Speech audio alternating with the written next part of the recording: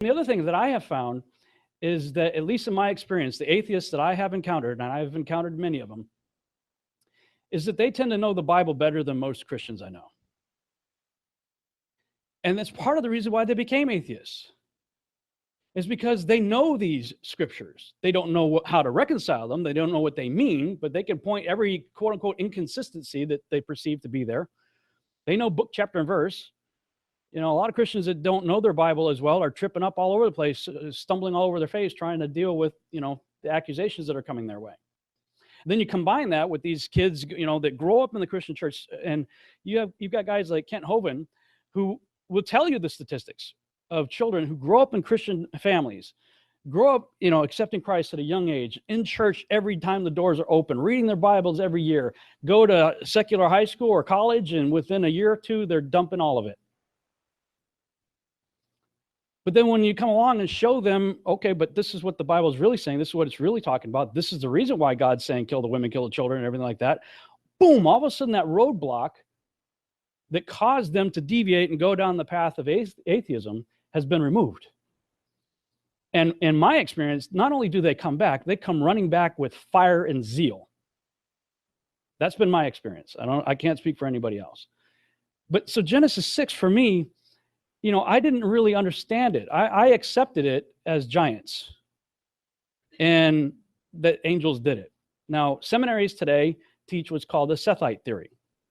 How many of you have heard that? That the sons of God in Genesis 6 are the good sons of Seth, and the daughters of men are the bad daughters of Cain. Question, does it say that? It absolutely does not say that. And so because of that, they have no real answer for these questions, for these scriptures. They have no way to describe where the giants come from. I don't care how much spinach you feed these people, kissing cousins are not going to produce Olga Bashan. All right? 15-footers, and he's a short guy.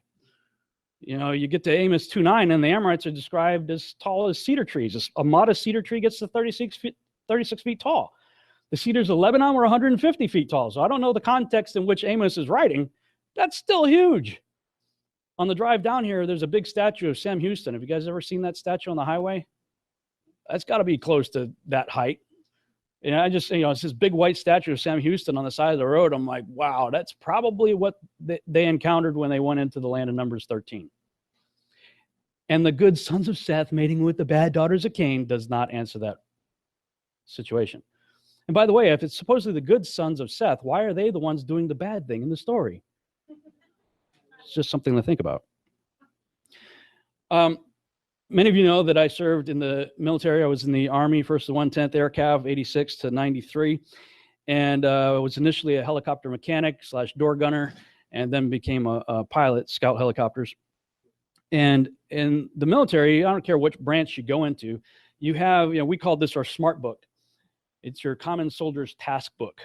And in that book, you learn that a soldier must know their chain of command. They must know their common tasks. You have to be able to set up a tent, and do all kinds of, basic things. Know your equipment. They used to say you have to be smarter than the equipment you're operating, which means if you're going to drive a truck, you better be smarter than the truck. You got to know your equipment inside and out.